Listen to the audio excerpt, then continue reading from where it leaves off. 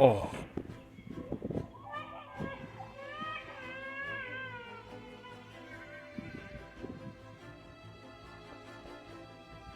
oh my god.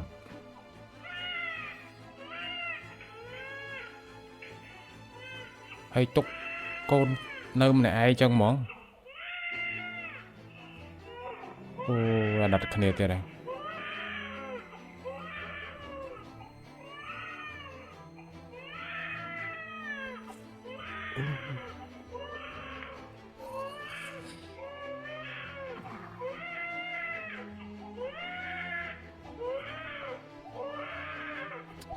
គ្នាស្រែកយំដល់យូរហើយអត់មានម៉ែឪណាទៅមើលសោះ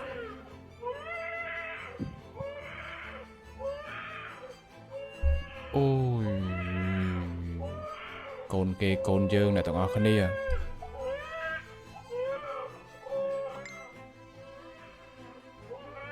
អូយ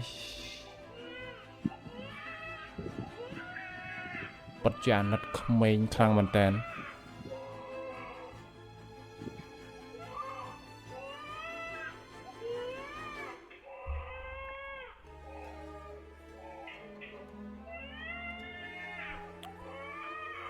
អូយអត់មានណាគេទៅជួយសោះហ្មងអូមានគេជិះម៉ូតូមកជួបបែកក្បាលបាត់ហើយមើលទៅអូយម៉ែឪនេះមហាកពូម៉ែឪហ្មង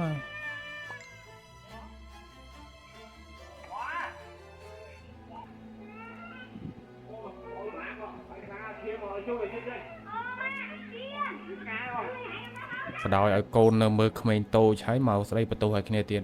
ហើយអាម៉ែឪនេះអត់ព្រមទៅមើលទេគេស្រែកហៅចង់បែកទេឲ្យអត់មានឆ្លើយមួយគេទៀត